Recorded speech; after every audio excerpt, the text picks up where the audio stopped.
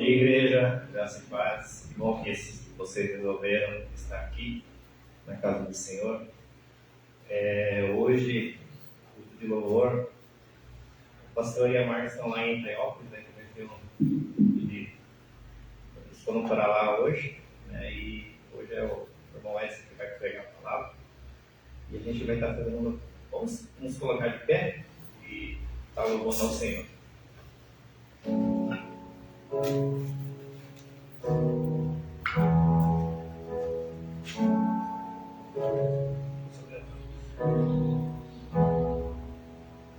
Se o sol se pôr e a noite chegar, tu és quem me guia. Se a tempestade me alcançar, tu és meu abrigo. Se o mar me submergir, a tua mão me traz a tona pra respirar e me faz andar sobre as águas.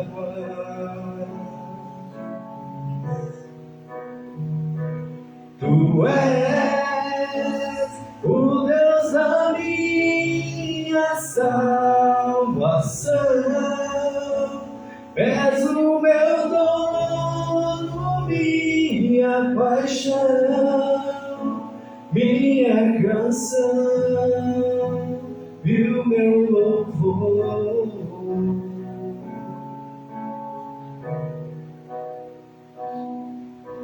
Se o sol se pôr e a noite chegar, tu és quem me guia. Se a tempestade me alcançar, tu és meu abrigo. Se o mar me submergir, a tua mão me traz a tona pra respirar e me faz andar sobre as águas.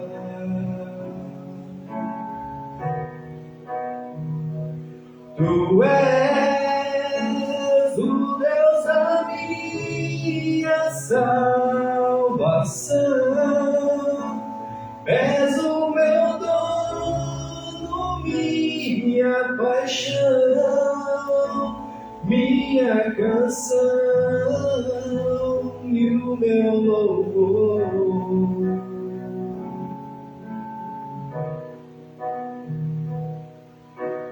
Aleluia, aleluia, aleluia,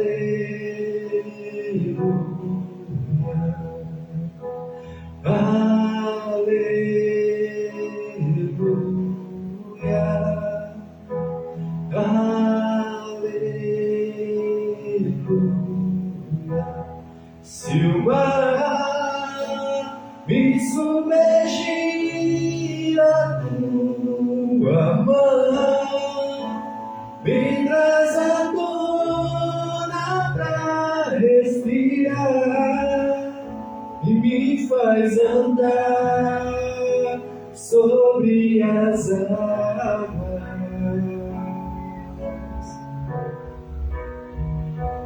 Tu és o Deus da minha salvação, és o meu dono, minha paixão, minha canção e o meu louvor. Amém. Irmão, durante esse próximo louvor, vamos dar um bom dia, um abraço para os nossos irmãos aqui presentes e em casa também, né? Que sejam tenhamos um bom dia, um bom domingo. Amém?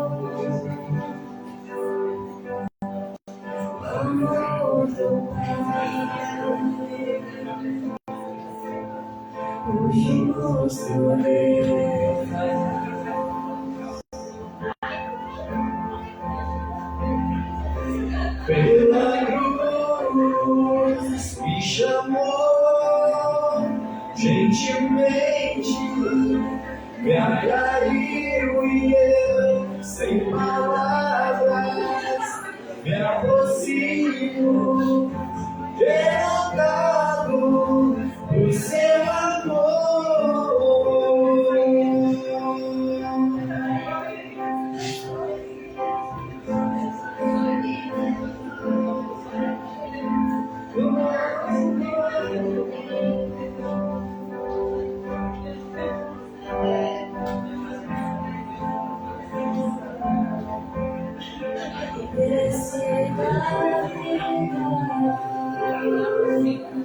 De graça recebi por sua cruz, da morte me livrou, trouxe minha vida.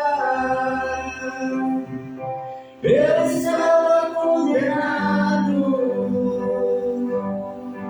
mas agora pela cruz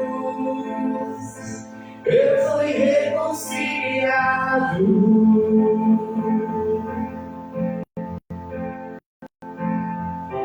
Pela cruz me chamou, gentilmente me atraiu e eu, sem palavras, me aproximo, quebrantado por seu amor. Pela cruz me chamou, gentilmente me atraiu e eu, sem palavras, me aproximo, quebrantado por seu amor. Impressionante é o seu amor.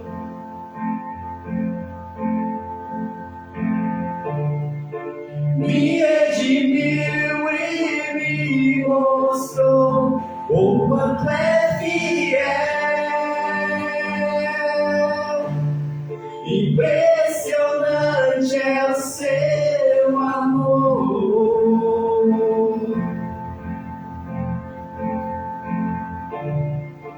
Me redimiu e me mostrou o quanto é fiel. Pela cruz me chamou, gentilmente me atraiu e eu, sem palavras, me aproximo, quebrantado por seu amor. Amém. Irmão, durante esse próximo louvor, quem trouxe seus dízimos e ofertas, vamos dizimar e ofertar com alegria. Amém.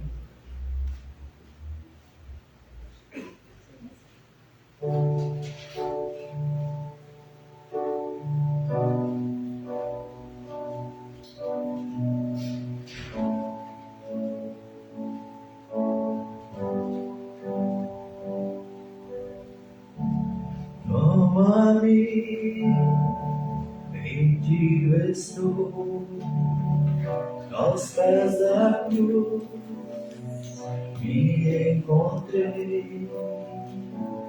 O que tenho te entrego ao Deus.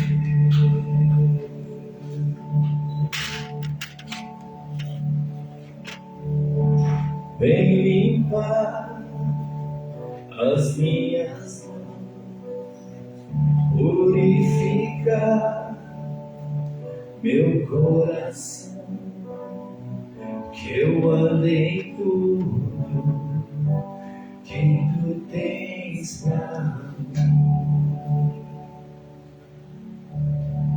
Oh, oh, oh.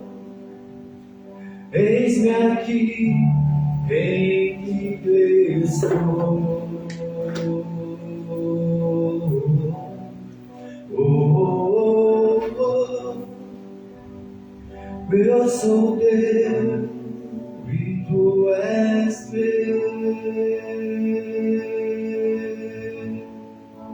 Jesus.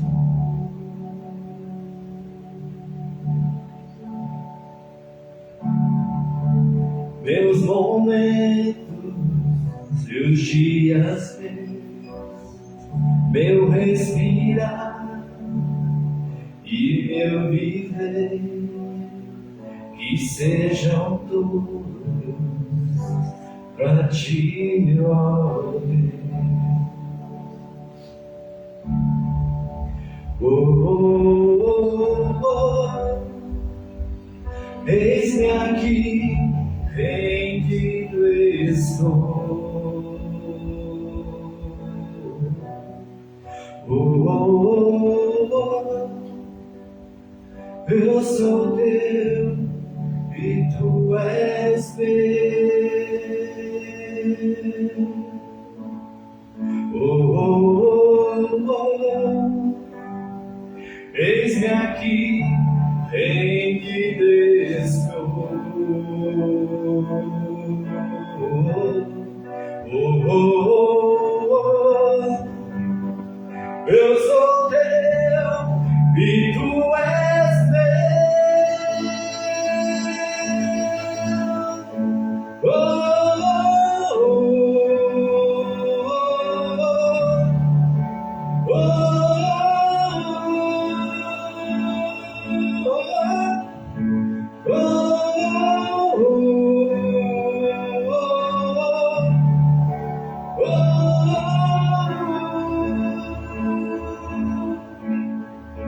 minha vida dou a ti, Senhor, rendido a ti estou, e pra sempre cantarei.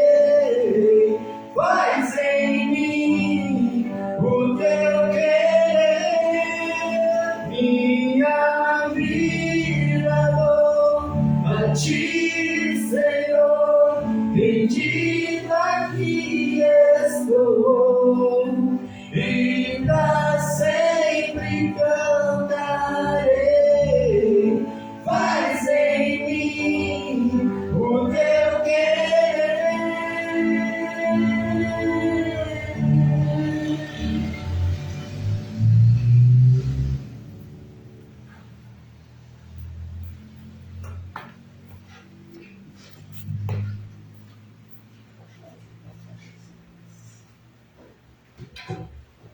Pode sentar, igreja.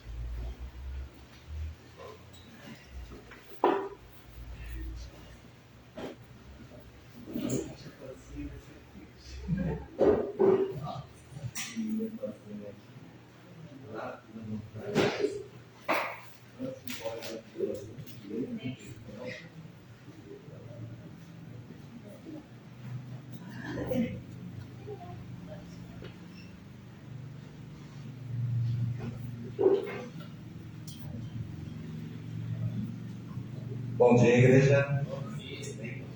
Hoje a nossa classinha vai ser aqui também, tá? Mas ela é bem comportadinha. Já falei que não importa ela fazer barulho com os lápis, Eu vou estar falando bem alto para todo mundo não se dispersar também. Amém?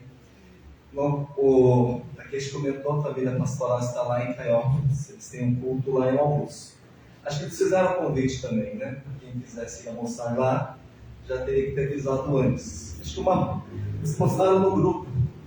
Mas, então, talvez boa parte da igreja também esteja lá em Caiópolis. E assim quis o Senhor que nós ficássemos aqui. Amém? Antes de nós começarmos a mensagem de hoje, queria fazer duas perguntas para mim e para você também. A primeira pergunta que eu tenho para você: vocês sabem o que é pregar a palavra? Vocês sabem o que é a pregação da palavra? Talvez você pregar. O que é pregar? Mas o que é pregar a palavra de Deus? Pregar a palavra de Deus é explicar as Escrituras, é explicar a Bíblia. E além de explicar, nós temos que aprender também a aplicar. Então, pregar a palavra de Deus é explicar as Escrituras e aplicá-las. O pregador, ou seja, hoje, o pregador, ele não pode criar mensagem. A mensagem não pode vir de ideias minhas, do que eu acho, do que eu penso. Mas o pregador, ele tem que transmitir as Escrituras. A mensagem, ela tem que emanar as Escrituras, a Bíblia. Deus não tem, preste atenção, Deus não tem nenhum compromisso comigo. Deus não tem nenhum compromisso com o pregador. Ou seja, hoje Deus não tem um compromisso comigo, mas Deus tem um compromisso com a sua palavra. A palavra que é buscada, extraída das Escrituras. A palavra de Deus, e não a do pregador, ela tem garantia. A palavra de Deus não volta vazia, mas a palavra do homem, essa volta vazia, mas a de Deus não. Para explicar a palavra, então é preciso ser fiel na interpretação. E para você ser fiel na interpretação, primeiro fato, você tem que estudar. Não é você chegar aqui no culto, abrir a palavra, a Bíblia diz: o Espírito Santo baixa em mim e fala do teu povo. Isso é loucura. A palavra tem que ser estudada, tem que ser explicada, tem que ser aplicada. É preciso então extrair do texto o que realmente está nele, e não impor no texto o que ele não está afirmando. Não pegar o versículo e colocar as minhas ideias e a partir disso eu querer induzir vocês a algo. Então, para pregar a palavra é muito mais do que a palavra do homem. É a palavra de Deus. Amém? Todos entenderam? E a segunda pergunta que eu tenho para mim e para você: será que a tua vida tem agradado a Deus? Pergunte para a pessoa ao seu lado: a tua vida tem agradado a Deus? Não precisa responder. É uma pergunta para constranger mesmo. É uma pergunta para incomodar você mesmo. Incomoda a mim. Se incomoda a mim, se você vive, se você respira, é para incomodar. A tua vida tem agradado a Deus? Para você entender melhor, vamos trazer os padrões humanos. Filhos aqui. Filho, será que a tua vida tem agradado aos seus pais? Será que a tua vida, filho, filha, você tem agradado aos seus pais? Pare para pensar. As atitudes que você toma, filho ou filha, têm agradado aos teus pais? Vocês têm obedecido aos seus pais? Vocês têm seguido as instruções dos seus pais? Eu posso fazer o reverso. Pais, a sua vida tem agradado aos seus filhos? Maridos, a sua vida tem agradado à sua esposa? Esposa, a tua vida tem agradado ao teu marido? Imagine nós diante de Deus. Será que a minha vida tem agradado a Deus, que tudo sabe, tudo sonda, penetra o mais fundo do nosso íntimo? Será? Não adianta eu enganar a minha esposa, não adianta o meu filho me enganar, não adianta você, marido, enganar a tua esposa, porque de Deus não tem como escapar. Você não pode enganar Deus, que tudo sabe. Amém? E a mensagem de hoje, então, é referente a essa segunda pergunta. O título de hoje: uma vida dedicada a agradar a Deus. Uma vida dedicada a agradar a Deus. Nós vamos estudar no texto lá de 1 Tessalonicenses, no capítulo 4, do verso 1 ao 8. Especialmente, como eu expliquei o que é a pregação, nós vamos fazer uma explanação expositiva. Então eu vou expor versículo por versículo, trazer uma introdução do que se trata esse texto também, para vocês entenderem o que é a pregação de Deus e não do homem. Vamos lá? Assim diz a palavra do Senhor. Finalmente, irmãos, pedimos e incentivamos, em nome do Senhor Jesus, que vivam para agradar a Deus conforme lhes instruímos. Vocês já vivem desse modo e os incentivamos a fazê-lo ainda mais. Até 8. Pois se lembram das instruções que lhes demos pela autoridade do Senhor Jesus. A vontade de Deus é que vocês vivam em santidade. Por isso, mantenham-se afastados de todo o pecado sexual. Cada um deve aprender a controlar o próprio corpo e assim viver em santidade e honra. Não em paixões sensuais, como os gentios, que não conhecem a Deus. Nesse assunto, não prejudiquem nem enganem o irmão, pois o Senhor punirá todas essas práticas, como já nos advertimos solenemente. Pois Deus nos chamou para uma vida santa e não impura. Portanto, quem se recusa a viver de acordo com essas regras, não desobedece a ensinamentos humanos, mas rejeita a Deus que lhes dá seu Espírito Santo. Até aqui. Vamos colocar de pé novamente. Nós começamos um culto racional. O que é começar um culto racional? Você vem com teu corpo e alma. Nós temos o começo, uma oração, nós temos um momento de louvor. Louvor faz o quê? Quebranta os corações duros. Às vezes você chega aqui, a semana foi difícil, não foi? Às vezes até de sair de casa deu problema, né? O marido olhou torto, não sei o quê, a esposa brigou, deu problema com o filho e você já chega com o coração na mão. E muitas vezes esse coração está duro. Então nós começamos com louvor, com oração, com intercessão. Tudo isso faz o quê? Parte de um culto racional. O louvor vai diretamente no nosso coração duro. E se você prestar atenção não somente na letra, mas de quem está ministrando, se a pessoa que está ministrando, ela está realmente em comunhão com Deus, está ministrando não a você, mas para Deus, você vai sentir esse quebrantamento. E aí você vai soltando, você vai tirando as suas defesas. Chega esse momento, chega da explicação, chega da oração agora, e o mais importante, Deus te prepara para você escutar a palavra dele, para trabalhar na tua razão agora. Amém? Vamos orar. Obrigado, Senhor, nós somos gratos, Pai, pela tua misericórdia, pela tua graça em nossas vidas. Obrigado por cada vida, Pai, que se faz presente aqui. Agradeço também, Pai, pelas vidas que estão nos acompanhando, pelas vidas que vão nos assistir mais para frente. Esteja abençoando também, Senhor. Mas o mais importante é aqueles que se fazem presente aqui, que se reúnem como igreja, estão dispostos a aprender e praticar da tua palavra. Por isso, no nome de Jesus, eu te peço, Pai, nos ajuda-se a te obedecer e a praticar a tua palavra. Assim eu oro em nome de Jesus. Amém. Pode sentar. Então, antes de expor o texto, quero fazer uma breve introdução sobre a carta de Tessalonicenses. O apóstolo Paulo, ele entrou então na Macedônia, por orientação do Espírito Santo. Paulo tinha uma outra escolha. Paulo decidiu, eu vou evangelizar na Ásia. Muitas vezes nós fazemos escolhas, não fazemos? Mas algo nos incomoda, algo muda a nossa escolha. E como cristão nós sabemos que é o Espírito Santo que nos incomoda. Paulo da mesma maneira, ele fez o plano, fez o trajeto. Vocês o fazem também. Mas aprove a Deus mudar essa decisão. Porém, a escolha de Tessalônica, a cidade onde foi fundada essa igreja, como capital da província da Macedônia para plantar uma igreja, já foi estratégia do Paulo.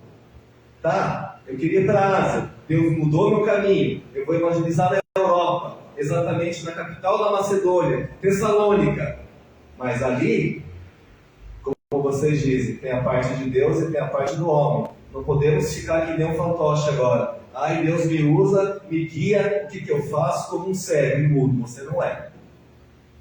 Deus te encaminha, mas você tem a tua parte. Paulo fez isso, usou de sabedoria, estratégia, porque com certeza Paulo ora: Senhor, me dá sabedoria. Já preguei isso semanas atrás. Me dá sabedoria. Na verdade, é Deus quem escolhe os obreiros e é Deus quem dirige a obra dele. É Deus quem abre as portas para a pregação e é Deus quem abre os corações para escutá-las.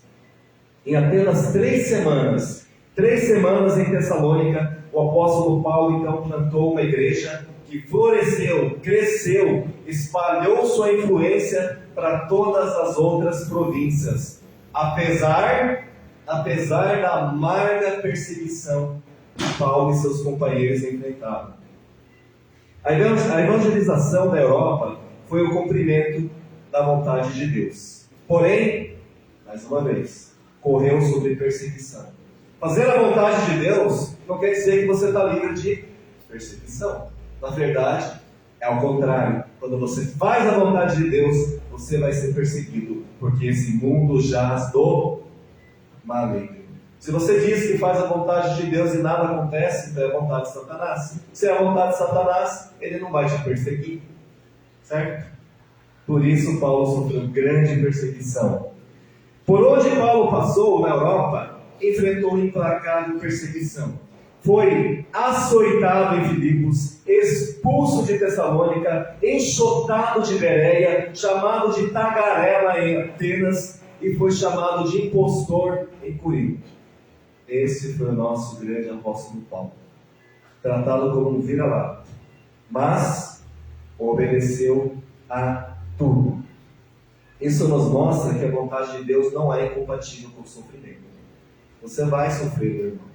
Você vai ser moído. Você vai ser esmagado. Mas por que Deus faz isso? Para tornar você uma pessoa mais forte e melhor. Para você ser testado. Para você ser aprovado. É assim que Deus trabalha no verdadeiro cristão. A igreja de Tessalônica foi gerada no útero do sofrimento.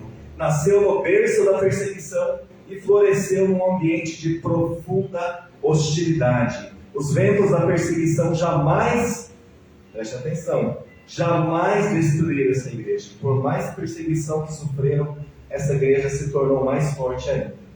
Nunca foi destruída. Apenas acelerou o processo de crescimento. Então, em vez da igreja diminuir e desaparecer, com tamanha perseguição, a igreja cresceu. Cresceu. E como cresceu?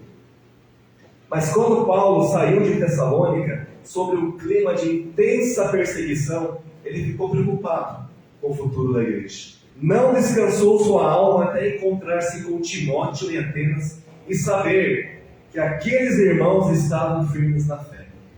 Como um pai deixou seu filho, teve que deixar, mas eu quero ter notícias. Eu não estava em paz, estava orando, intercedendo até saber que eles estavam firmes na fé. Paulo nutria tal amor por essa igreja que chegou a dizer: sim, vós sois realmente a nossa glória, a nossa alegria. Imaginou você, pai, dizer para o teu filho: meu filho, você é a minha glória e a minha alegria. Filho, você é o que me dá orgulho. Que bom se fosse assim, né? Mas muitas vezes não é. E não é com Deus também. Então vamos mudar essa realidade? Vamos mudar essa realidade? Amém? Amém? As notícias trazidas por Timóteo também sinalizavam alguma inquietação. Paulo, então, longe, não é a igreja perfeita nesse mundo. Por mais que a igreja de Tessalonicenses cresceu na tribulação, na perseguição, eles tinham problemas sim. Por isso, Paulo envia essas 2 cartas para tentar corrigir esses problemas. E um dos problemas é o que está nesse texto que nós lemos. Uma das preocupações de Paulo era se a igreja de Tessalônica estava vivendo buscar uma vida que agrade a Deus pela santificação. Preocupação de Paulo: estão bem, estão firmes na fé, mas eu preciso mandar uma carta, eu preciso corrigir certos problemas que estão acontecendo. E a preocupação de Paulo era: eles precisam viver uma vida que agrade a Deus pela santificação para continuarem firmes. para continuarem firmes. Então ele traz esse texto, do verso 1 ao 8, para mostrar como eles deveriam agir, para viver uma vida que agrade a Deus pela santificação. Valia para eles naquela época, mas a palavra de Deus é viva e eficaz, vale para mim e para você também. Então essa instrução, se você diz que é cristão, é para você também aprender a viver uma vida que agrade a Deus pela santificação. Amém? Vamos voltar então a fazer a exposição versículo por versículo. Verso 1 não, novamente.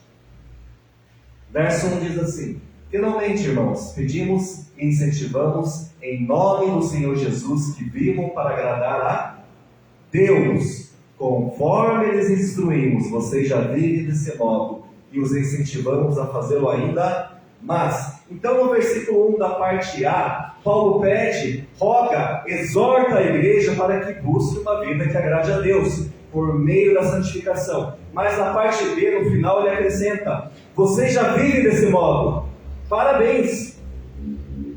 Tipo, Naomi, você está certinho, está vivendo uma vida agora correta. Mas não para aí não, continue mais ainda. Lila, a tua vida está agradando a Deus? Parabéns, mas não para por aí. Eu quero que você faça muito mais. É isso que Paulo está dizendo. Oséias 6,3 diz o quê? Conheçamos e prossigamos. Se você está fazendo certo hoje, não pare. Porque se você parar de fazer o certo hoje, amanhã você está fazendo errado. Então não pare. Não pare. Havia progresso na vida espiritual dos crentes de Tessalônica. Mas Paulo estava certo que eles deveriam continuar progredindo de forma mais expressiva, mais evidente, de buscarem agradar a Deus. É que nem aquele filho: ai pai, essa semana eu vou me esforçar, tá? Vou acordar cedo, vou lavar a louça, vou limpar o quarto. Será que só isso está bom? Dia após dia tem que fazer muito mais. Se ficar nisso, só vai ficar nisso. Tem muito mais coisas para fazer em casa, não tem mais? Imaginou seu maridão chega do trabalho, senta no sofá e lava uma louça e fala: já fiz a minha parte. Será que tá bom? Não tá não. Tem criança para cuidar, tem roupa para estender, tem roupa para lavar, tem aspirador, tem vassoura, e a mulher também trabalha. Não é? E na vida espiritual é muito mais. Por isso que Paulo diz: faça mais. Não pare de fazer. Se você parar e achar que esse mínimo está bom, não é bom. Não é bom. E você não faz isso para agradar o teu cônjuge. Você faz porque é o certo, é o correto. Não é para receber palmas da esposa. Se você for esperar mérito, já está errado. Filha não tem que esperar que o papai dê um tapinha nas costas, está tudo bem. Não, você tem que fazer isso porque é o correto. É teu dever. Amém? Agradar a Deus significa muito mais do que simplesmente fazer a vontade dele. Agradar a Deus significa muito mais do que fazer a vontade de Deus. Preste atenção. É possível obedecer a Deus e ainda assim não agradá-lo. Opa, como assim? É possível você obedecer a Deus, mas é possível também você não agradar a Deus ao mesmo tempo. Por exemplo, Jonas. Jonas é um exemplo disso. Jonas, ele obedeceu às ordens de Deus. Depois, no começo ele foi para outro rumo, né? Foi parar lá na barriga do peixe. Jonas é um exemplo claro. Depois de sofrer, levar as pessoas à sua volta, quase ao naufrágio, agora eu vou obedecer. É que meu filho: filho, faça isso. Agora eu vou fazer. Estou rindo. Está obedecendo. Mas será que o pai se agrada nessa atitude? Tem aquele filho também: estou indo, mãe. Ó, checa comigo, estou fazendo. O pensamento está murmurando. É a mesma coisa. É possível obedecer, mas ao mesmo tempo desagradar. Deus abençoa a sua palavra usando Jonas. Abençoa o povo de Nínive, porque era a palavra de Deus. Deus usou Jonas só como um instrumento, certo? Mas Deus não pôde abençoar Jonas, porque Jonas não fez de todo o coração. Assim Jonas assentou-se do lado de fora de Nínive, zangado com todos, inclusive com Deus. Ainda o orgulho de Jonas, a teimosia era tão grande, estava lá: ah, Senhor, por quê? Olha ali, agora se arrependeram. Quantas vezes nós não fazemos isso também? Temos um exemplo também do irmão mais velho do filho pródigo. O irmão mais velho do filho pródigo obedecia tudo a seu pai, mas não se agradava dele, não se deleitava em sua comunhão. Quando o filho pródigo vem, o irmão fez o quê? Se alegrou junto com o pai? Ficou fora da festa, porque se achava melhor, porque se achava um coitado.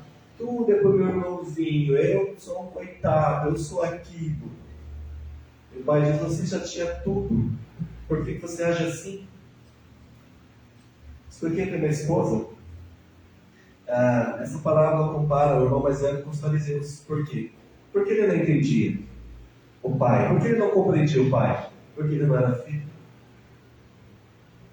O filho pródigo já não. Por mais que ele errou, fez as besteiras, ele voltou arrependido. Isso se trata de nós. Quando nós erramos e voltamos arrependidos e reconhecemos que Deus é Pai, aí Deus perdoa. Mas o irmão mais velho não. Ele não reconhecia isso. Quem estava na pior? O pródigo ou o mais velho? O pródigo comeu até comida de porco, mas voltou à casa do pai. E o mais velho não desfrutava de nada, porque não entendia o que era ter comunhão. Amém até aqui? Versículo 2 não. Vamos lá? Versículo 2 diz assim: pois se lembram das instruções que lhes demos pela autoridade do Senhor Jesus. No versículo 2 Paulo declara isso. Os crentes tessalonicenses deveriam então viver do modo agradável a Deus, porque eles já haviam sido instruídos. Paulo está cobrando: olha, vocês têm que viver do modo agradável, porque eu já lhes ensinei isso. Filho, você tem que arrumar teu quarto, porque eu já te ensinei isso. Menina, você tem que acordar sorrindo, porque eu já te ensinei isso. Marido, ajude a tua esposa. Você já ouviu isso na igreja quantas vezes? Esposa, santifique o teu lar. Você já ouviu isso quantas vezes do pastor? Quantas? E Paulo diz: vocês devem viver de modo agradável, porque vocês já foram instruídos na verdade. A palavra grega paragénia significa instrução. Denota uma palavra de ordem militar. Então, instrução denota uma palavra de ordem militar. Tá? Então, Miriam e Raquel fizeram o curso de bombeiros. Tinha muito treino militar lá, certo? Então, vocês vão entender melhor. E eu vou poder cobrar melhor de vocês também. Amém? Amém? Uma vida que agrada a Deus, recebida de um superior, que deve ser passada a outras pessoas. Então, se eu receber uma ordem do superior, lá no seu treinamento, o sargento fala: não importa o que, vai lá pagar. Pague 10, pague 20, pague 30, pague 40. Você vai murmurar com o sargento? Sim, senhor. Está lá. Terminou, está lá limpando tudo, até a bota do sargento. Porque é um superior, não é? E por que em casa com Deus vocês fazem diferente? Quando é os teus pais e Deus, você não faz da mesma forma. É estranho, não é? Mas essa é a verdade. Pais são superiores. Qualquer autoridade que está sobre você, você tem. Mas uma autoridade que realmente é certa. E Deus é a maior autoridade que nós temos. E Ele é bom. E Ele não erra nunca. Amém? Então esse termo instrução faz parte do vocabulário militar e se refere às ordens dadas por oficiais superiores. Nós somos soldados, soldados do exército de Deus, e devemos obedecer às suas ordens. Preste atenção, isso aqui é bem importante. Diga a pessoa ao seu lado: ó, está dormindo, acorde, preste atenção. Preste atenção. O pecado de um crente, o pecado de um cristão é pior do que o pecado de um incrédulo. Então vocês são cristãos, certo?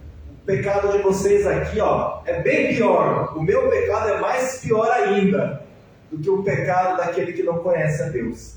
Por quê? Por que é pior? Porque o nosso pecado é consciente. Vocês foram instruídos, vocês foram avisados. E daí que os pais falam: filho, não faça isso, filho, faz, dá errado. É um pecado consciente. Aí não adianta chorar. Já foi, não é? Marido, você sabe que não deve aprontar. Por que você apronta? Pecado consciente. Seu pecado é uma rebelião deliberada contra o mandamento recebido. Então, quando nós pecamos com consciência. Aí o nosso pecado se torna pior daquele que é incrédulo, que nunca ouviu. Amém? Até aqui? Vamos continuar com a exposição do texto, verso 3, nome. A vontade de Deus é que vocês vivam em santidade. Por isso, mantenham-se afastados de todo pecado. Não está falando do pecado. Todo pecado sexual. Tá? O cristão é aquele que se abstém da impureza sexual. A palavra grega usada aqui, porneia. Porneia significa, traduzido por prostituição. Prostituição significa pecado sexual, relações sexuais ilícitas, atividade sexual ilícita. O termo porneia refere-se a todas as relações sexuais, fora daquelas que ocorrem dentro do relacionamento do casamento. Aí entra como porneia, entra como prostituição. Paulo tem em vista tanto o sexo antes do casamento, quanto o sexo fora do casamento. Tanto a fornicação, quanto o adultério. A palavra grega, porneia, ela engloba também o homossexualismo, bem como todas as outras formas sexuais vergonhosas praticadas pelo ser humano. Se encaixa como porneia. De igual modo, porneia inclui também impureza da mente. Impureza da mente. Os desejos ilícitos. Aí entra o quê? A pornografia. Está lá vendo? Vai correndo para o banheiro com o quarto escuro. Aí já sabe o que vai fazer, né? Pornografia. Desejos pecaminosos que estão na mente. A instrução de Deus com referência ao sexo não tem como objetivo privar a pessoa da alegria. Na verdade, Deus criou o sexo para a gente se divertir, para ser algo bom, para ser algo prazeroso. Mas Deus traz essas instruções para quê? Para nos proteger. Quando a gente não segue o mandamento de Deus, não segue, a gente sofre. Entende? Não adulterarás é o mandamento que levanta um muro ao redor do casal, do casamento, para não tornar o casamento uma prisão, mas para tornar o casamento um lugar belo, um lugar bom e seguro. Quando eu escolho não adulterar, não trair a minha esposa, não ficar nas pornografias, eu estou tornando meu casamento um lugar belo e seguro. Mas agora, se eu me deixar levar pelos prazeres mundanos, seja na pornografia, seja no adultério, eu trago o inferno para a minha vida pessoal, para a minha esposa, para os meus filhos. E Deus não quer isso. Por isso que Deus traz a lei. Amém? Amém até aqui? Verso 4, nome. Cada um deve aprender a controlar o próprio corpo e assim viver em santidade e honra. O cristão é alguém que deve saber controlar o seu corpo. Diga para a pessoa ao seu lado: controle o teu corpo.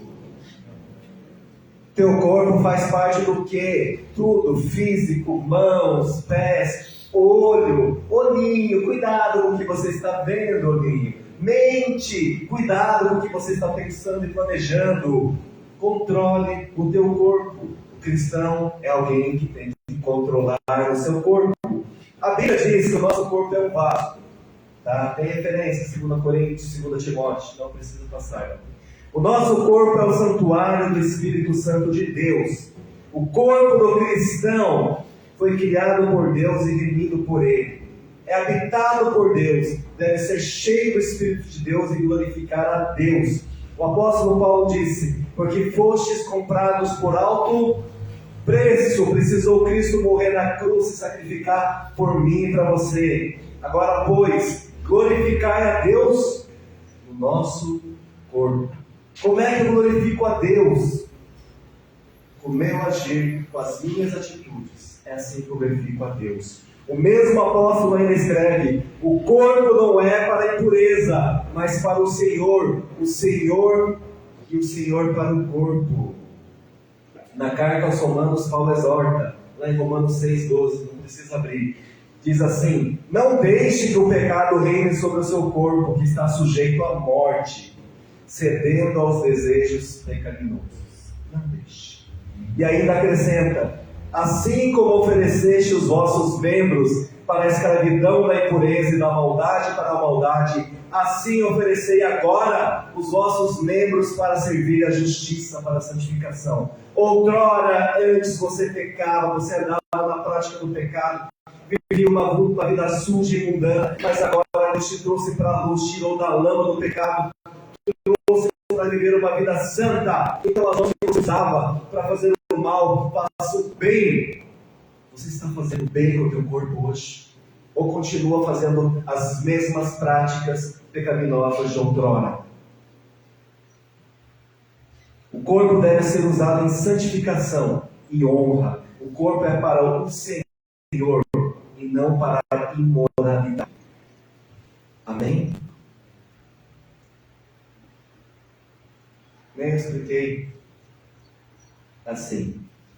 A Bíblia diz que tudo nos é permitido, certo? Mas nem tudo bom. Quando eu era mais novo, 18 anos, eu queria fazer uma tatuagem de um escorpião aqui, porque é meu signo. Vou abafar, né, gente? Escorpião aqui, ó. Vou tirar a camisa, todo mundo, a mulherada vai. Jovem, incrédulo, não tinha instrução. Se eu fizesse, eu não tinha instrução. Deus não vai cobrar isso de mim. Mas agora, se passou anos, Deus me converteu aos 25 anos. Hoje eu tenho 45 anos. Já fui instruído em várias áreas da palavra. Estudei a palavra, aprendi que tudo me é permitido, mas nem tudo me convém. Como cristão, não me convém fazer tatuagem. Porque entendo que o meu corpo é um santuário do Espírito Santo. Então, se é um santuário do Espírito Santo, eu tenho que honrar e glorificar a Deus. Imagine se eu resolvo do nada. Imaginou? Estou lá fazendo um tatu lá. Aí pego a regatona, estou lá, uma tatuagem escrita aqui, ó. Por mais que seja uma cruz, eu amo Jesus. E vou dar um abraço na irmã Lina lá, olha. Irmão Edson! Escândalo para os outros. Imagine lá fora. E aí eu vou dar poder para os meus filhos. Papai fez, vou fazer também. Vou fazer agora melhor, vou fazer aqui, ó. Tudo nos é permitido, mas nem tudo me convém. Para aqueles que têm tatuagem, nada contra. Deus realmente quer tratar vocês. Lembra que eu falei?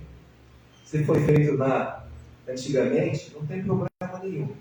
Mas o problema é você fazer agora, de agora em diante. Quem pecava, não peque mais. Quem roubava, não roube mais. Lembra, quem mentia, não minta mais. Quem fazia isso antes, não faça mais. Porque agora você é uma nova criatura em Deus. Você é chamado Filho de Deus. Amém? Vamos lá, não, me dando sequência. Já colocou? Rapidinho. Isso aí. Não em paixões sensuais, como os gentios que não conhecem a Deus. O cristão é aquele que deve resistir aos desejos lascivos. A palavra grega, eptimia, traduzido por lascívia, significa desejo ou concupiscência. Concupiscência é o termo utilizado para designar cobiça, até apreço por bens materiais, como prazeres sexuais. É aquela pessoa que parece que não vive sem ter prazer sexual. É um tarado mesmo. Certo? Paulo não proíbe o desejo. É engraçado, Paulo não está proibindo o desejo como um impulso natural, e sim o desejo pecaminoso. Nós temos vários desejos, certo? O desejo natural não é pecado. Né? Eu desejar que a minha esposa fique mais linda ainda como é, e aí é um desejo natural. Eu desejar ficar em bem, eu desejar ter uma vida financeira melhor, não é errado. Você desejar o melhor para a tua família não é errado. Você desejar um carro melhor não é errado. Mas vocês vão entender o que é errado mais pra frente, tá? O errado é você ter esse apreço, tá? Então, o desejo impuro, natural, não é pecado, mas o desejo impuro, ele escraviza as pessoas. Tem pessoas que querem ficar bonitas. Aí estão fazendo, eu nem sei o nome, né? Cirurgia, não sei o quê, é bariátrica, é negócio para deixar o lado, que nem da Angelina Jolie, é uma senhora de 80 anos querer passar para uma menina de 30, né? E molda aqui, corta aqui. Tá, querem fazer, façam. Mas não é natural. Não é natural. É diferente como uma doença. Você precisa de intervenção cirúrgica. Mas eu estou falando para você cristão. Estou falando para os incrédulos. Você cristão tem que parar para pensar se realmente é necessário isso. Porque isso se torna um desejo impuro. Isso te escraviza. Aí você vê as mídias sociais, as mulheres são perfeitas. Será que são perfeitas mesmo? Tirar a roupa, será que é tudo aquilo? Aí você vê a mulher lá com uma lequinha, tudo justo, está perfeito. Mas tira a roupa, está com um monte de cicatriz, está com corte aqui. Aí vai sorria para mim. Já tá chico, fiz muito negócio lá.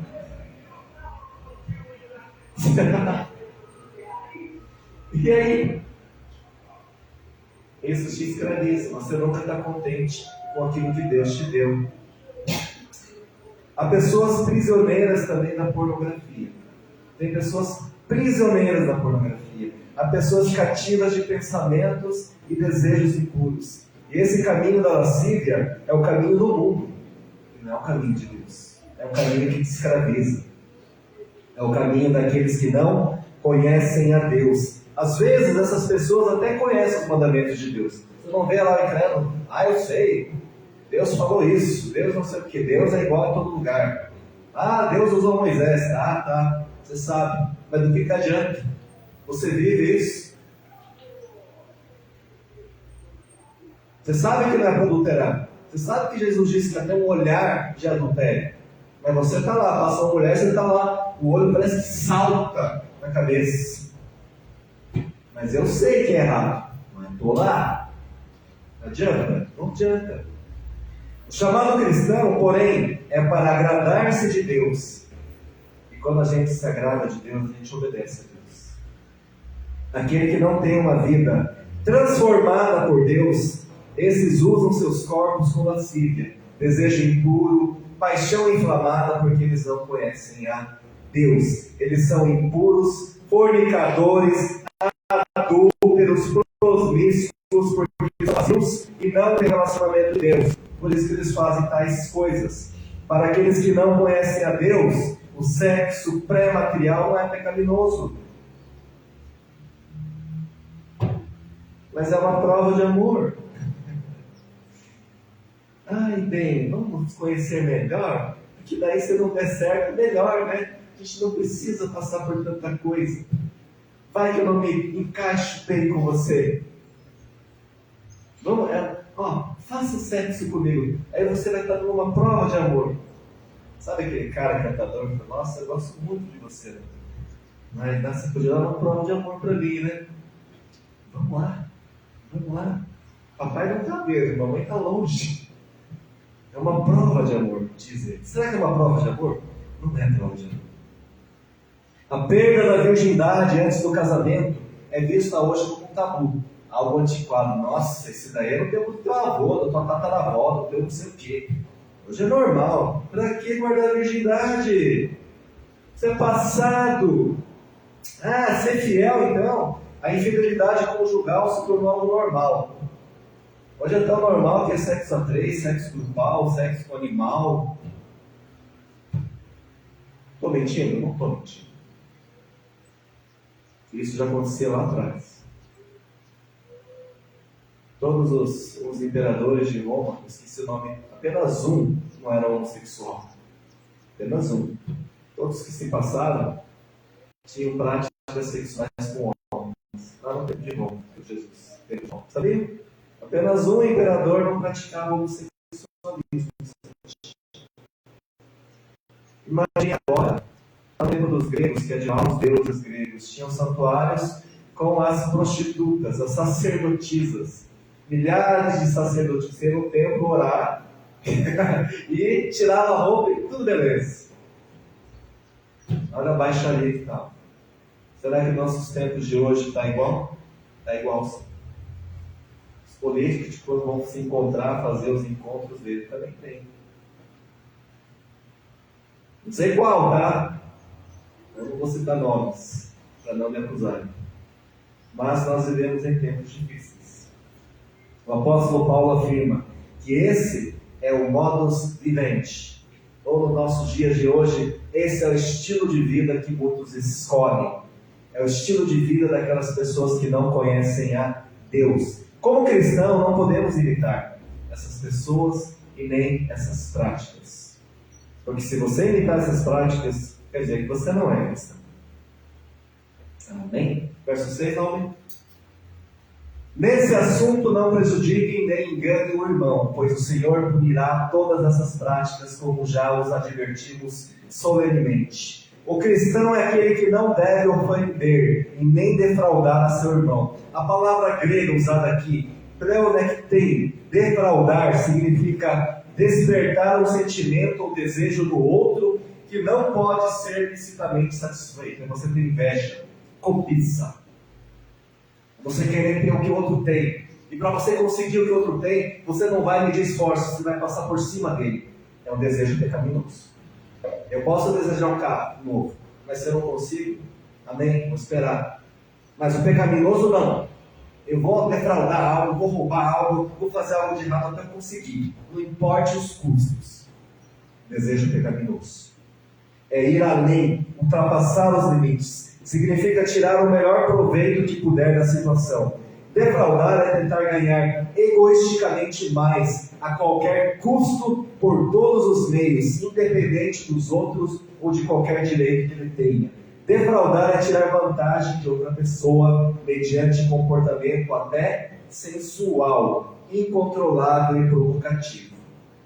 Está lá o então passando de bike lá, e aquela meninada lá na casa vermelha está lá. Uhul! Ô japonês, para aqui! Isso é defraudar, usando o próprio corpo para atiçar a cobiça e o desejo. Vendendo o seu corpo. Defraudar.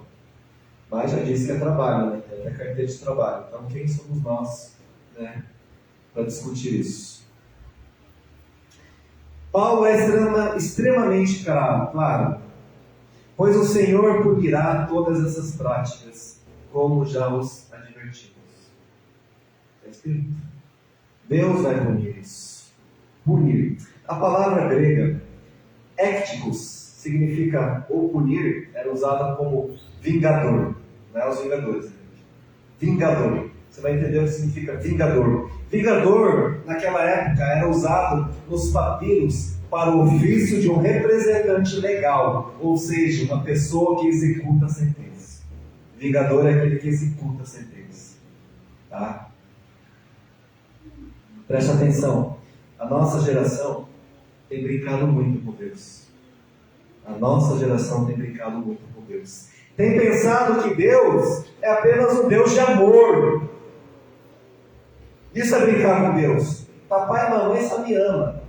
Então eu posso fazer o que eu quero. Posso gritar com o papai, posso xingar o papai, posso deixar o papai estressado, louco. Não tem problema. O papai está lá. E a gente tem feito isso com Deus. Essa geração tem brincado com Deus. De várias maneiras. Todas as maneiras. E o carnaval é a maior mostra disso. Antes da pandemia, eles zombaram de Cristo na cruz. E o que aconteceu? Essa geração tem brincado com Deus. Cuidado. Tem pensado que Deus é apenas um Deus de amor. Esquecem deliberadamente que Deus é um Deus santo, é um Deus justo. E Deus revela sua ira contra toda a impiedade e perversão do homem. Está lá em Romanos 1:18. Os que vivem a cata de prazeres sensuais, defraudando os outros, desonrando seus corpos, vão se deparar, vão se encontrar no dia do juízo diante do vingador, diante daquele que vai executar a sentença, que é um Deus irado.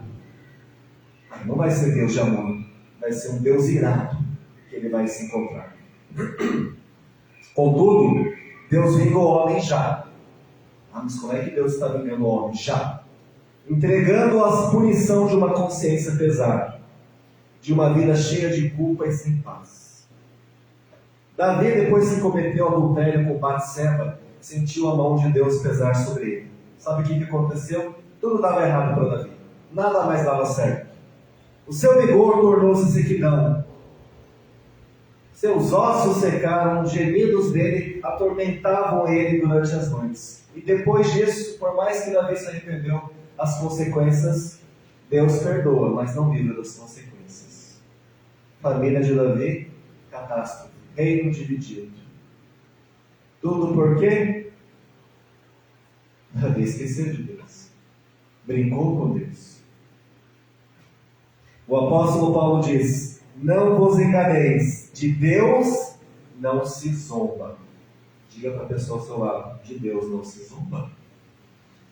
Diga: de Deus não se zomba, pois aquilo que o homem semear, aquilo o homem ceifará.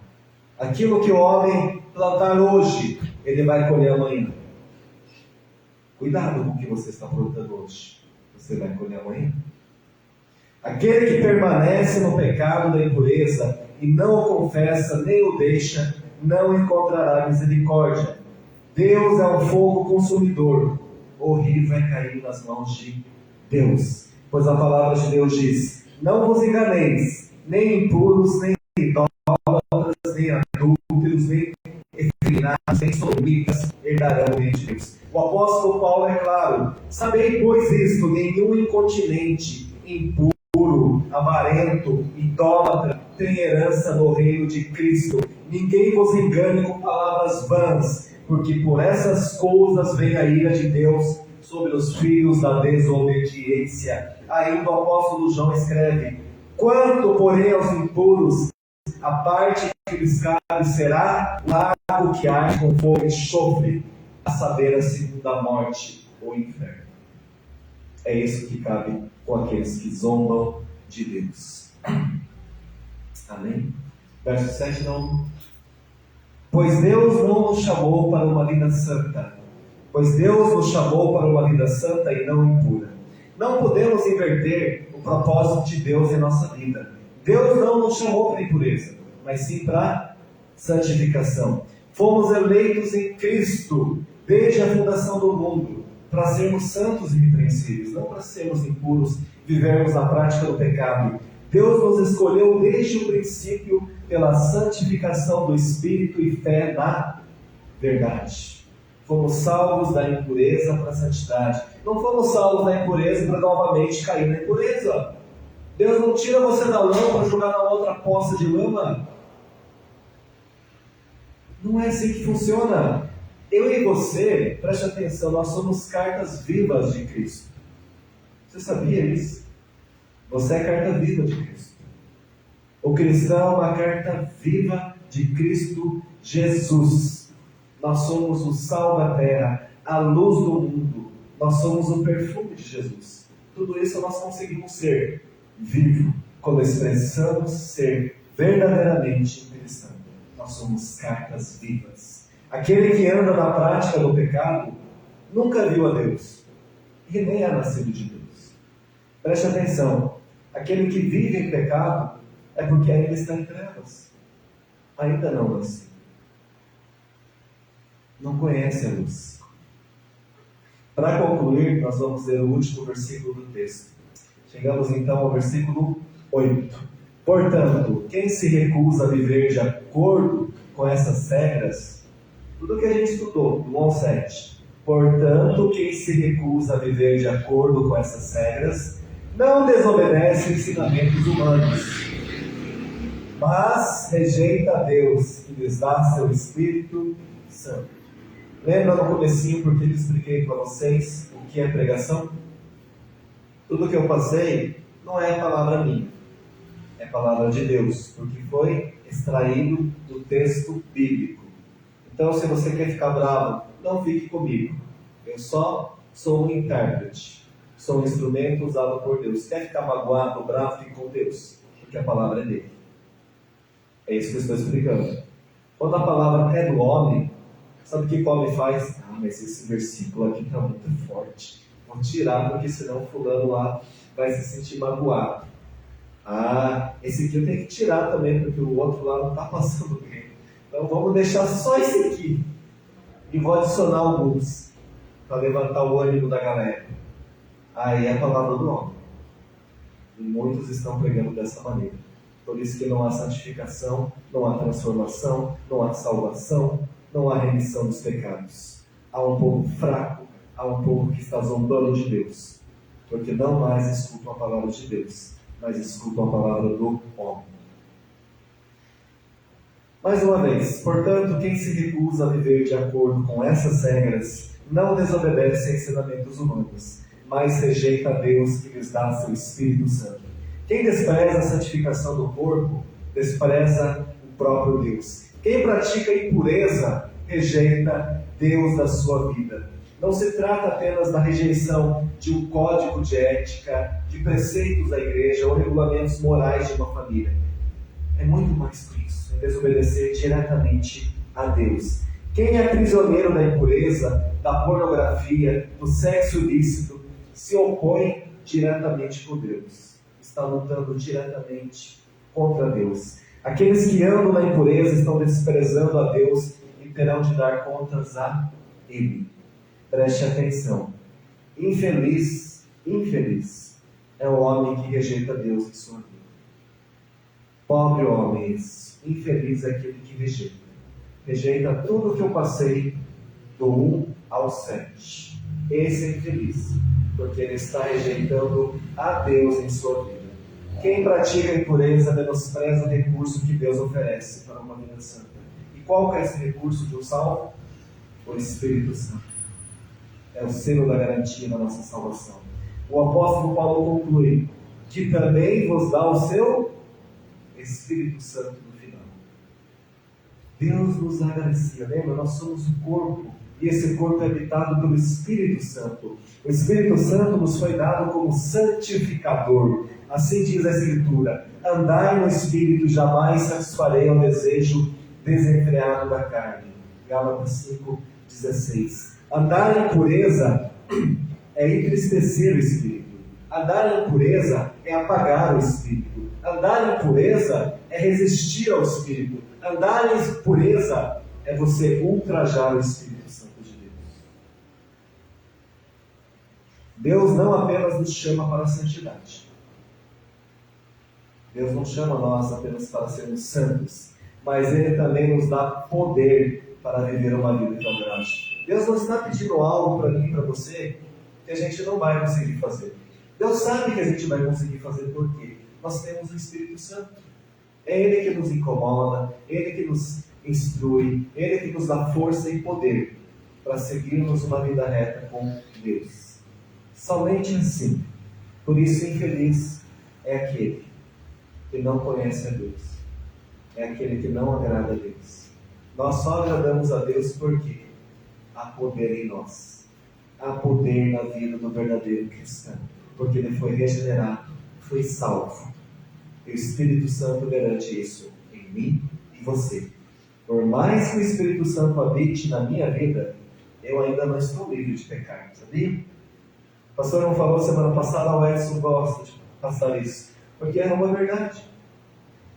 Esse corpo ainda é um corpo corrupto. Por mais que o Espírito Santo habite, ainda esse corpo é um corpo pecador. Mas eu escolho alimentar o fruto do Espírito ou o fruto da carne. Qual alimentar mais? Terá mais sucesso. Se eu alimento mais o Espírito Santo, vindo aos cultos, orando, obedecendo, buscando uma vida que agrade a Deus, é lógico que o Espírito Santo vai ter mais e mais poder. Isso é ser cheio do Espírito. Ser cheio do Espírito, para quem você está escutando, não é você falar em línguas, não é você pular, fazer malabarismo. Ser cheio do Espírito Santo é você se arrepender dos seus pecados, é você se ajoelhar, é você entender o quão miserável você é. Isso é cheio do Espírito Santo. Aí você vai buscar mais e mais de Deus. Aí você ser um pobre pecador miserável. Por isso que nós vamos cantar esse louvor. Graça sobre graça. Nós somos pobres pecadores miseráveis. Depois dessa canção, quero orar para você, perguntar de novo: será que a tua vida tem agradado a Deus? Se a tua vida não tem agradado a Deus, é tempo de você mudar a história da tua vida. É tempo de você buscar a conhecer esse Deus, para que você venha buscar, com a ajuda do Espírito Santo, a se santificar e agradar a Deus. Pode vir? Vamos cantar essa música, porque esse louvor ele nos retrata uma verdade, a qual nós somos. Terminando esse louvor, eu nem vou passar ali, se coloque de pé ou sentado, da maneira que você quiser, juntamente com esse louvor. Se o seu coração ainda está meio apertado, se o seu coração ainda está duro, deixe Deus quebrantar o teu coração, deixe esse louvor abrir o teu coração, para mim orar e terminar o culto de hoje. Amém?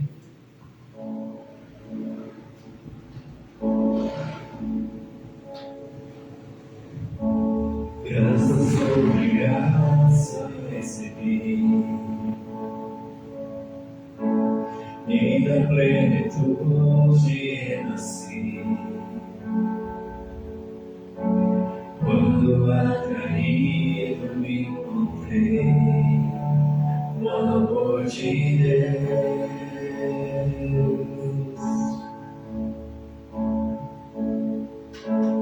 Vive gloriosa salvação,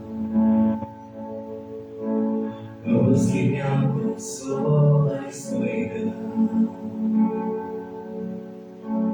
Todo meu pecado se apagou no amor de Deus.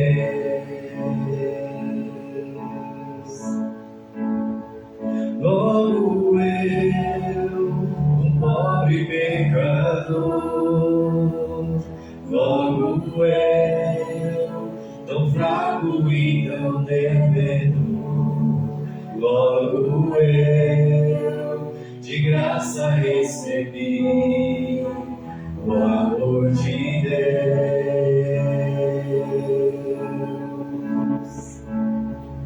Logo eu, finito e carnal, logo eu, diante de um Deus imortal, logo eu, de graça recebi o amor de Deus.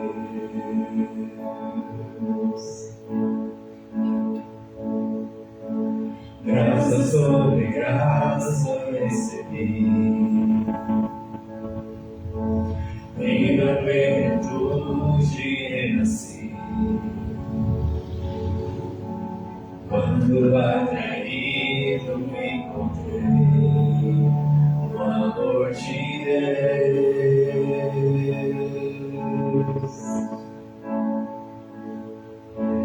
Vive poderosa salvação,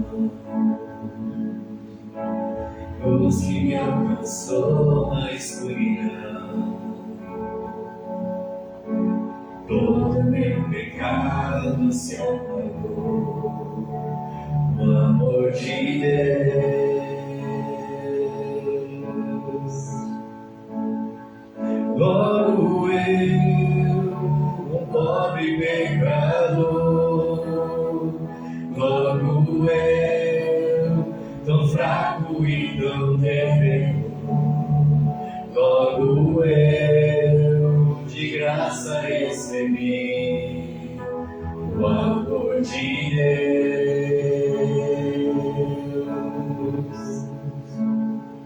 Logo eu, finito e carnal, logo eu, diante de um Deus imortal, logo eu, de graça recebi o amor de Deus.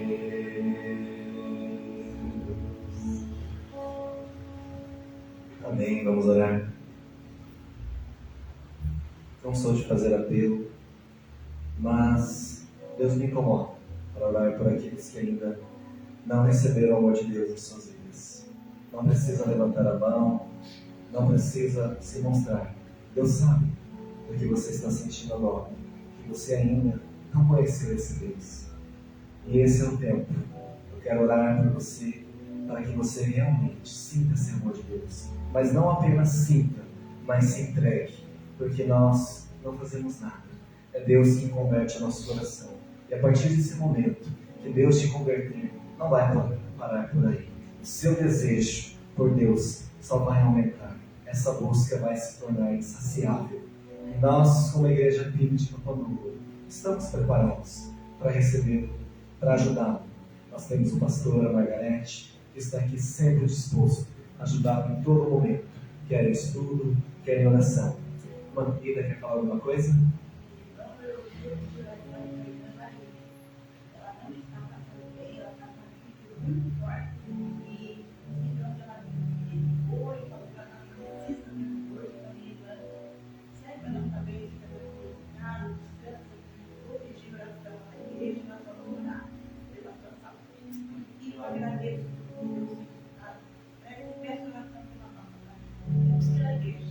Amém.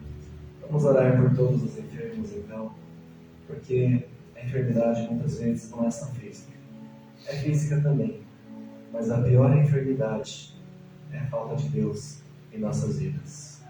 Que Deus tenha misericórdia daqueles que estão passando por enfermidades físicas, traz a cura através de medicamentos, de médicos, restaura o vigor também. Pela amiga da irmã Ida que pediu também, que esteja ali juntamente, restaurando esse resfriado. Mas eu volto a ressaltar, acima de tudo, Senhor, não é a enfermidade física que vai nos afastar de Deus, mas é a enfermidade da alma. É quando o pecado ele toma conta de nós, é quando esse pecado nos afasta do Senhor, Pai. E há tantas enfermidades, a enfermidade do orgulho, da ingratidão, a enfermidade da maldade, Senhor, principalmente nesse tempo de carnaval, Pai. Tenha misericórdia de tantas pessoas que estão se levantando e zombando do Senhor. Mas especialmente, quero orar hoje por aqueles que sentiram que ainda não têm comunhão contigo, Pai. Pai, mais uma vez, Senhor, quero chegar a Ti, Pai, como Teu servo, Senhor. Interceder pelas vidas que o Senhor me incomodou, Pai. A orar por aqueles que ainda não têm a salvação. O Senhor sabe, Pai, quais corações precisam realmente se converter. Então eu peço, Pai, traz vida, mas vida nova, Senhor, em abundância, Senhor. Quebra esse coração, Senhor, de pedra e faz um coração de carne, Senhor, para que finalmente, Senhor, eles possam ver a Tua luz. E não pare por aí, Pai. Encha, Senhor. Enche esse faminto, Senhor, que ele tenha mais fome e sede de justiça, Pai. Que ele venha Te buscar de todo o coração, Pai. Tenha misericórdia das vidas que estão secas de Ti, Pai. E ajuda, Pai, aqueles que estão trilhando o Teu caminho. Renova a vida daqueles cristãos, Senhor, Pai, porque por tantas dificuldades, tantas decepções, Senhor, estão fraquejando. Mas levanta esse ânimo, Pai. Encoraja-os novamente a trilhar um caminho, Senhor. Não um caminho de vitória, mas um caminho, Senhor, que agrade ao Senhor. Pois a vitória nós recebemos quando somos salvos do pecado, Senhor, Pai. Quando o Senhor nos escolheu, nós já temos a vitória. Cabe a nós agora obedecermos e trilharmos uma vida que Te agrade através da santificação. E mais uma vez eu oro por aqueles que têm a enfermidade e o vazio do Senhor. Mais uma vez, nós decidimos gratos em nome de Jesus. Amém. Amém. Deus abençoe a todos. Tenham um ótimo final de semana. E que você busque, realmente, de agora em diante, buscar uma vida de santificação que agrade a Deus. Sozinho você não vai conseguir. Por isso você tem o Espírito Santo e a igreja do Senhor que está em nós. E nós temos uma igreja muito boa. E você faz parte dela. Amém? Deus abençoe.